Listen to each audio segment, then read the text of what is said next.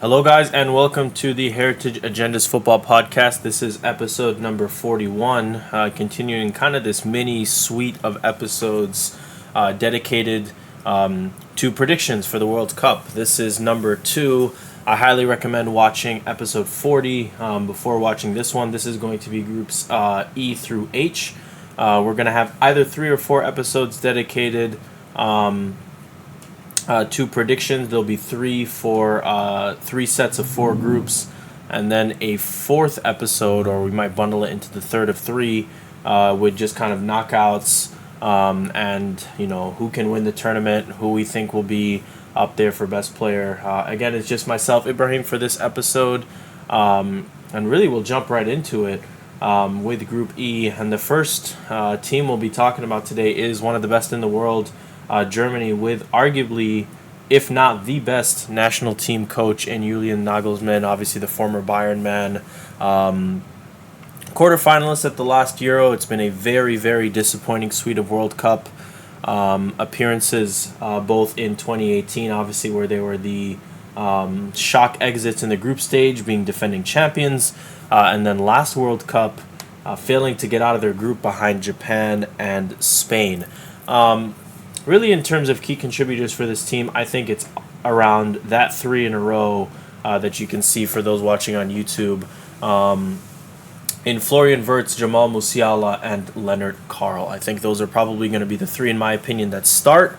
I'm very interested to see how Leonard Carl does. If that's, maybe they're going to use Leroy Sané, maybe they're going to use him. But Jamal Musiala and Florian Wirtz,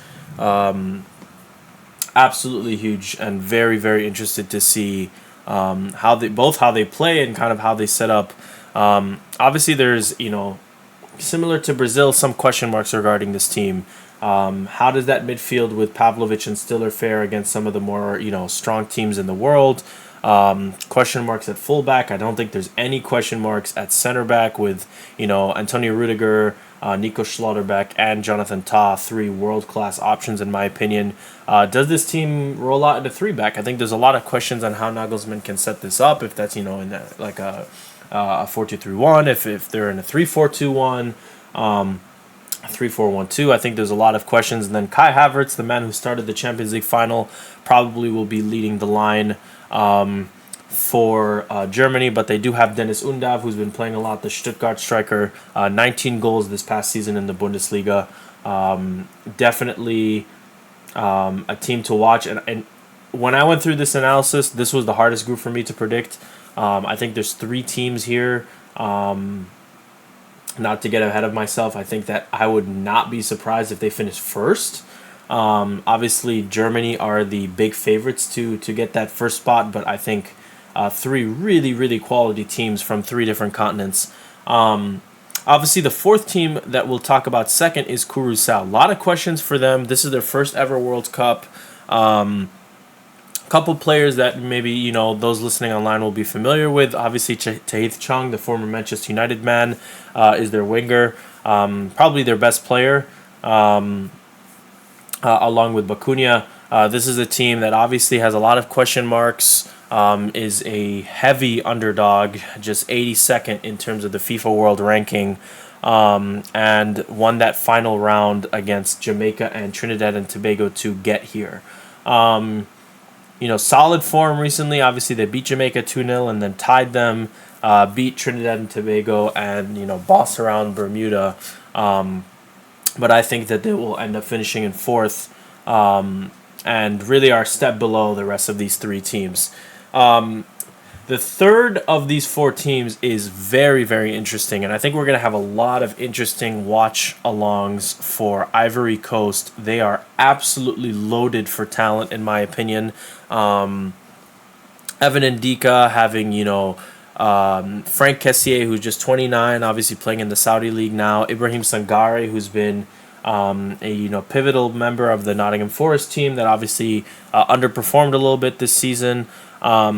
And then having players like Amad Diallo, Simon Adingra, and Yan Diomande. That's one of the players that has been attracting a ton of attention around Europe's top clubs. One of the best young up-and-coming wingers for RB Leipzig. Actually, today at the time of recording, they beat France 2-1.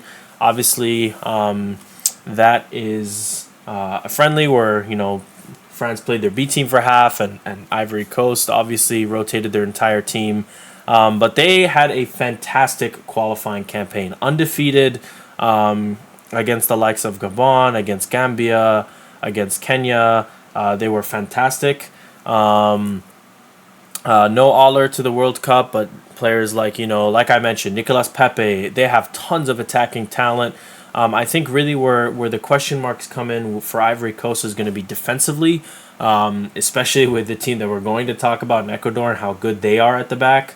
But like I said, no shortage of attacking talent. Really, really good in the midfield.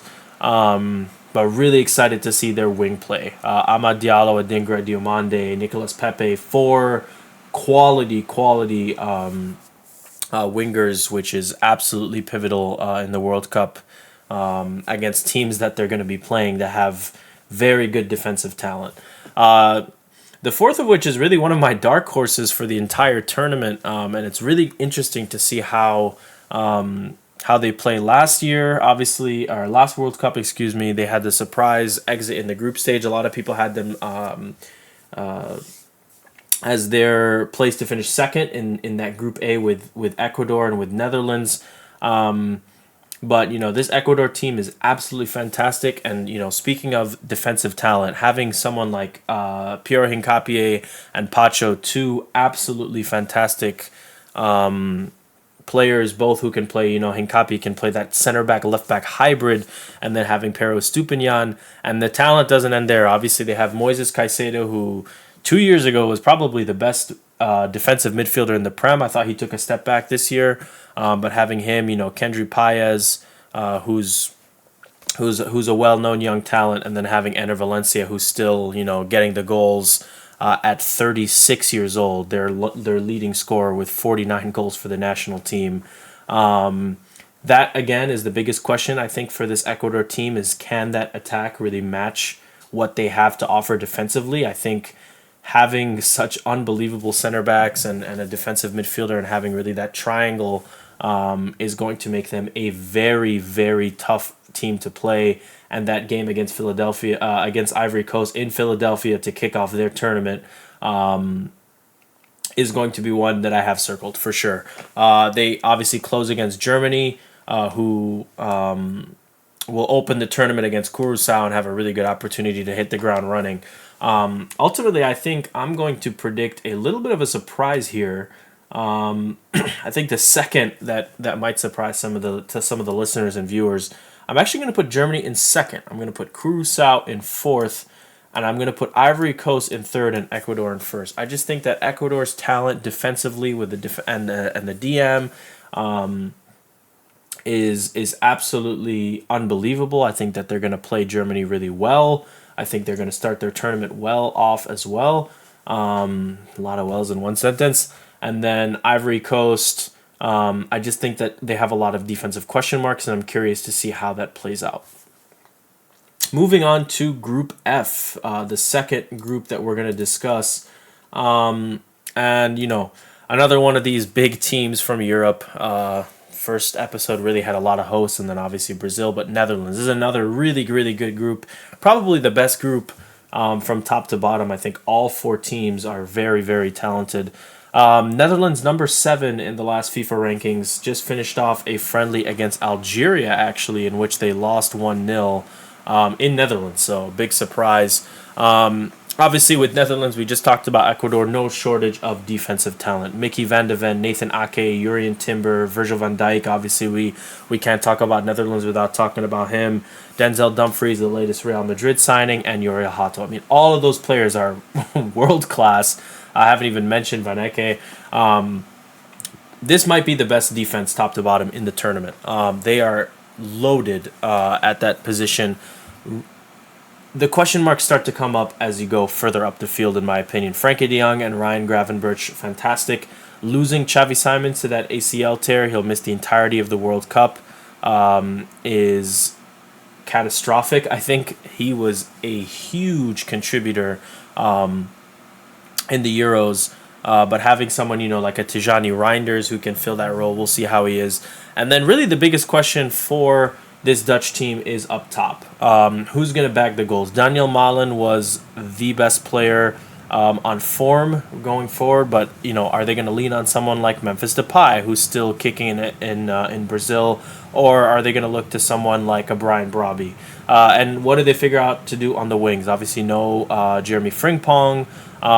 Is it going to be Daniel Malen on the wing? Is it going to be Somerville? How is that going to work? The dynamics of their attack, I think that's the biggest question for this team. And then obviously a lot of questions around Ronald Koeman, the former Barcelona coach.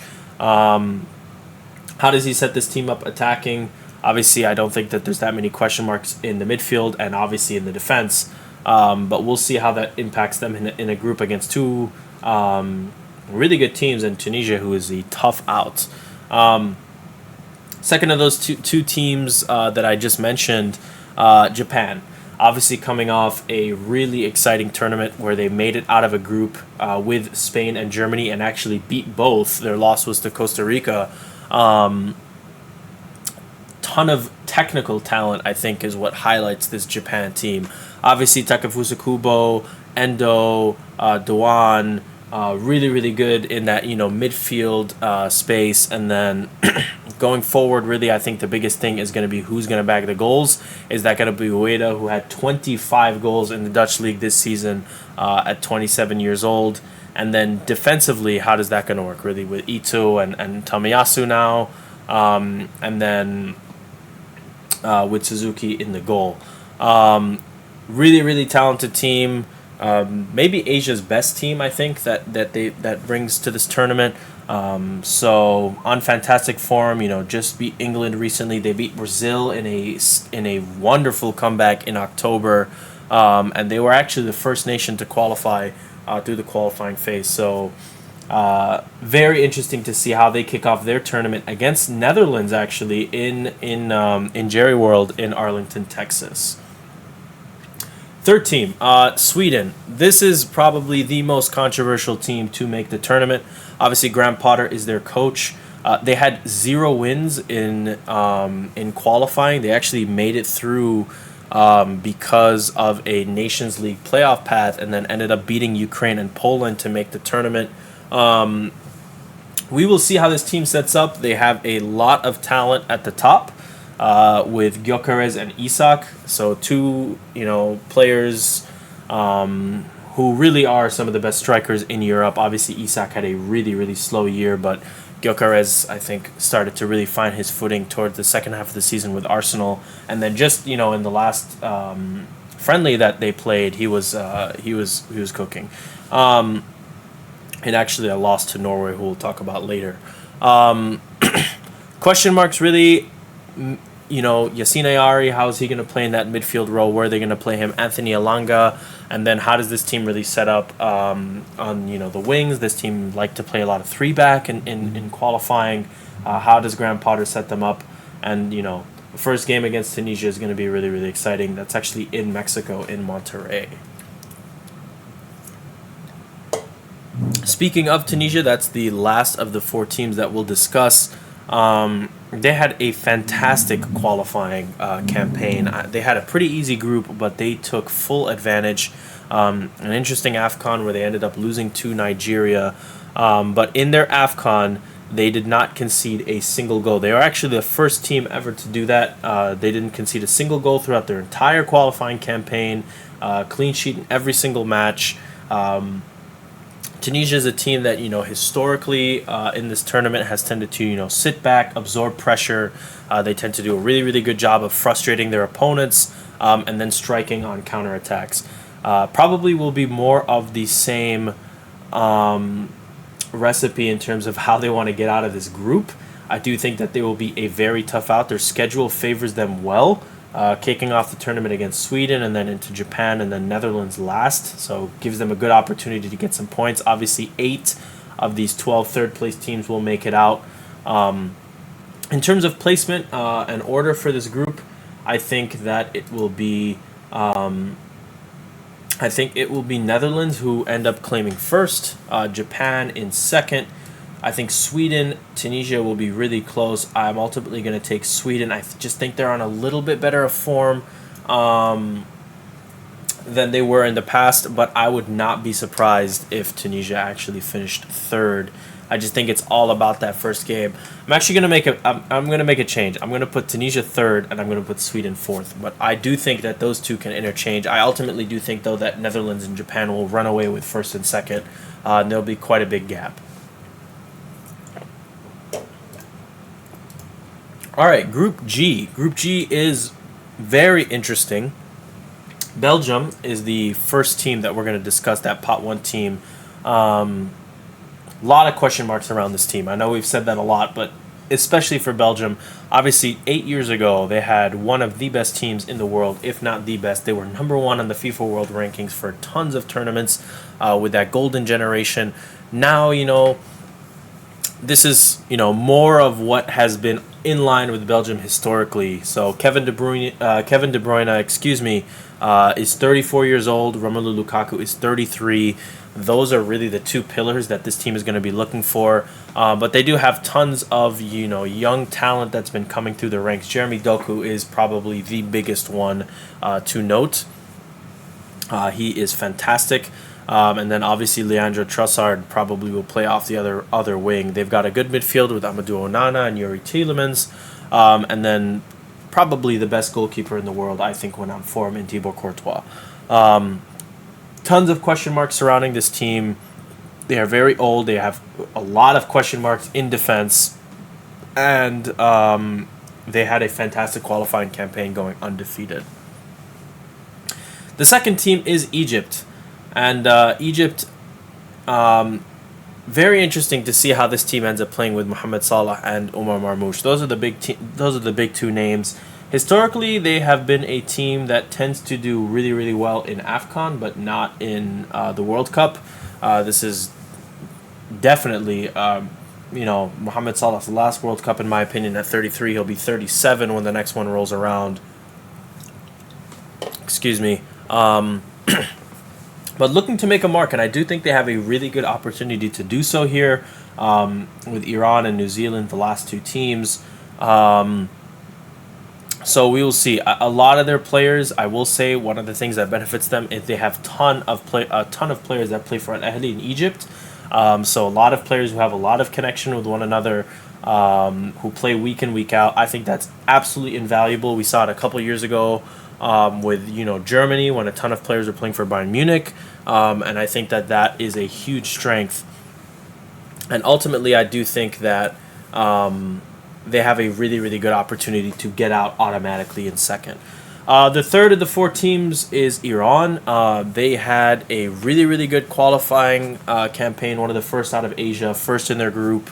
There was a lot of controversy, obviously, with some of the the geopolitical state in the Middle East of if they would actually be at the World Cup and play. They had to move their camp to Mexico last second. I do think that that probably will play a role just in their psyche ahead of the tournament. Obviously, all their games are in the U.S., in Los Angeles and then Seattle. Obviously, this team goes through Mehdi Taremi. They had a matchup against the U.S. in the last game of the group stage last year, where Christian Pulisic's goal sent them home. They are a very, very tough team to play defensively, and tend to really, really frustrate opponents and have a lot of talent then when they turn around and go forward. The fourth of these teams is New Zealand. Their first World Cup in 16 years. Obviously, they had a ton of shocks the last time they were in this tournament, they tied Italy, Chris Wood is the player that most people listening will know. The Nottingham Forest man, 34 years old. He's definitely their star player and the one to watch. Ultimately, I think in terms of order for this group, I'm going to take Belgium in first. I think that if there was any other group, like if you put them in the group with Germany, I would have them third. But I do think they're just a little bit better than the field. I'm actually going to take Egypt in second, Iran in third, and New Zealand in fourth. All right. Group H now. And finally, after 7 groups, I think we have reached the first team that I think can actually win the tournament, and that's Spain. This is probably the best team in the world on form. If not them, then Argentina, I would say. Talent, they are littered across every single position. I think there were a lot of question marks about some of their selections. Unai Simon, if he should be playing against David Raya, that continues to be a question, but De La Fuente has leaned his way. They are obviously the defending champions of the Euros, and then they were second in the Nations League to Portugal, who we'll talk about later. We can't talk about Spain without talking about probably the best player in the world on form, and that's Lamine Yamal. Whether or not he plays in that first game with his injury, that remains to be seen. They obviously open against Cape Verde. I think that plays a lot in their favor, that they don't have to play Uruguay until the last game. Nico Williams on the other side, that those two continue to wreak havoc. In the Euros, they were devastating against opponents. And they have a lot of really, really good talent in, players like Victor Munoz, players like Jeremy Pino, etc. And obviously, a midfield has always been Spain's strength, having Rodri, Pedri, Zubamendi, Gavi, who was a surprise addition, and Dani Olmo. A lot of Barcelona players, no Real Madrid players, actually, surprisingly.